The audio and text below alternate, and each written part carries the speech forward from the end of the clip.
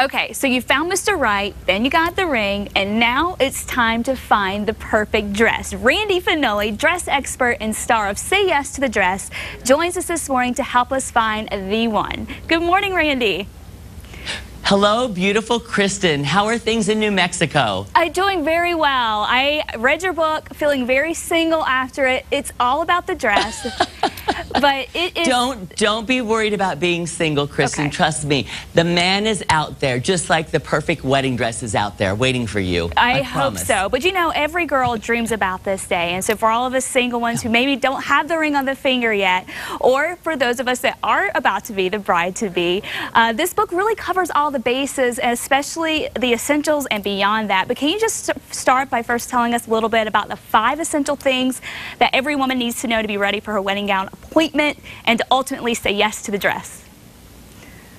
Yeah, I'm sorry, what was the question again? It was a long one. The 5 essentials. Could you tell us about the 5 essentials to be ready for that wedding gown appointment, that first appointment? Oh, the 5 essentials. Yes, yes. You know, it's really about the story and about what you want the dress to say and about the dress making you feel beautiful. If you've noticed in the book, I've used absolutely no models. I've used only real women in their 20s, 30s, 40s, 50s, and 60s, from size 2 to size 20, because I feel that all women are beautiful, especially on their wedding day. And I've actually brought some of those women that are in the book with me here today. Oh, that's fantastic. Yeah, we have Susan here. Susan actually, this was her second wedding. She wanted something a little more traditional. She came into the salon and felt very nervous standing around some 20-year-olds. And I told her, don't worry, you're going to be gorgeous. So we chose something very traditional, understated, and elegant for her. Then we have Rhonda, who came in, and she's a pediatrician. And Rhonda thought she was going to end up choosing something very tailored, very understated, very traditional. And here she ended up stepping into a gown that has ruffles on the bottom, and it just says fun. And she said, that's what I want my wedding to be, fun. So that's what she ended up with.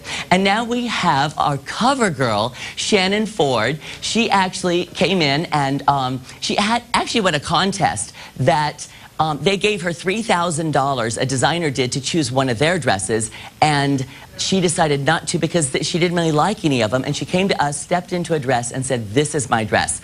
She then went on from being the cover girl of my book to Mrs. Florida and now Mrs. United States. Wow. So those are some of the girls that are in my book. Oh, beautiful. And that was one of the things I loved about your book is you cover all the sizes, the different shapes, you know, what works best. And like you said, you really stress that, you know, it's all about making you feel beautiful. And one of the things I thought was interesting in your book was talking about basing your dress on the story of you and your soon-to-be husband. What do you mean by that? Yes. Can you tell us a little bit about that? What I mean is that, you know, to make your wedding really special, especially for your guests, it needs to be intimate, unique, and personal. And it needs to be about the couple, because maybe half of your guests know about the bride, and maybe half the guests know about the groom, but they may not know about you two together as a couple. And it needs to be about your story. What is your story? What are your likes and dislikes? What kind of food do you like to eat? What kind of flowers do you like? What kind of music do you like to dance and party to?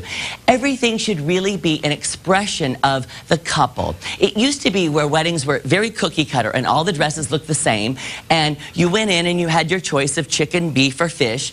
And today it's like, well, we're going to serve you sushi because that's who we are. So it's really about finding your story and telling it through the dress. Do you want to be sexy? Do you want to be traditional? Do you want to be a traditional bride that maybe has a little gothic in her?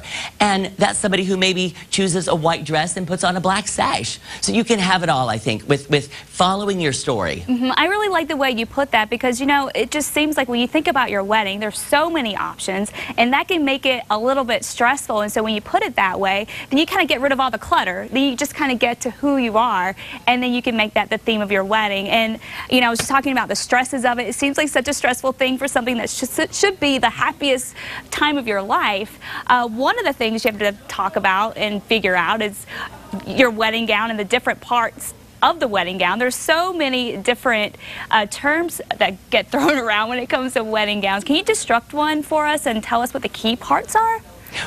Well, here's what I have to tell you, Kristen, that I wanted to make sure that my book wasn't too much, because there's a lot of books out there, bridal books, that have, I think, too much information, and that's not going to get you any closer to finding your wedding dress. I kind of think that choosing a wedding dress is like visiting a foreign country where you don't know the language. You don't need to learn every single word in the language. You need enough of the vocabulary to get you through that 2-week vacation.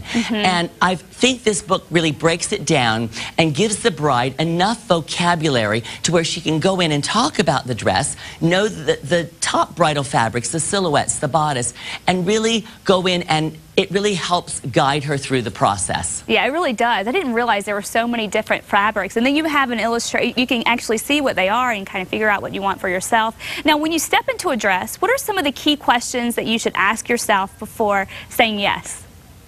Okay, absolutely. The first question, and the most important question, is, how does this dress make me feel? And the answer should be beautiful. Because how do you want to feel when you're walking towards the person that you love more than anyone else on the planet? You want to feel beautiful. Absolutely. And trust me, if you feel beautiful, your entire body language is going to change. You're going to stand taller, you're going to smile wider, and every single person is going to say, what a gorgeous bride. And it's not always just about the dress. It's about the way that you wear that dress. And that comes from feeling beautiful. Oh, absolutely. I couldn't agree more. Now, what are some suggestions for setting a budget for your wedding dress? Because I know the prices can kind of get up there.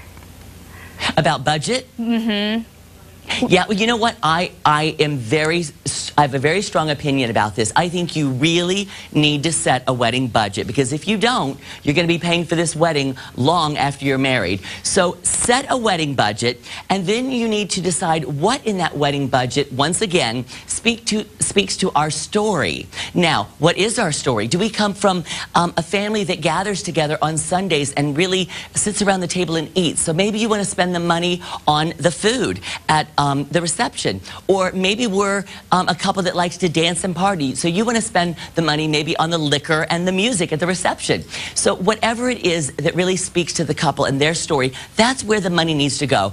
I think that, you know, you really need to feel beautiful on your wedding day, so I think a lot of money should go towards the dress. I agree. Now, what about the key accessories? What are some of the key accessories that every woman should think about when looking for a wedding dress? First of all, without a veil, you're just a pretty girl in a white dress.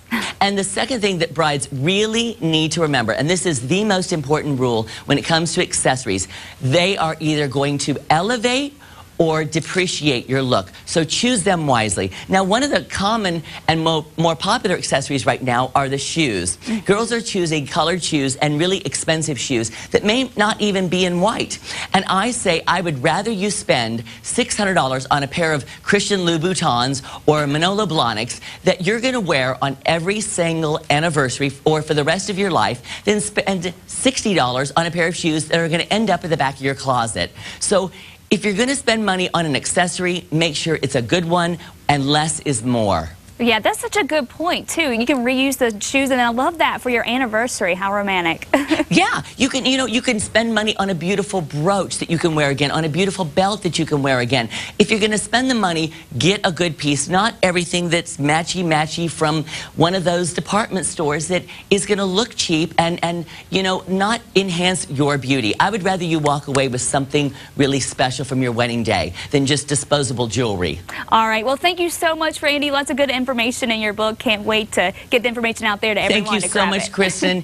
And remember, everybody can join me on my Facebook or on Twitter, and they can go to my website at randyfenoli.com if they want to order the book. Okay? Thank you so much, Kristen. Thank you. We'll be right back. It was a pleasure.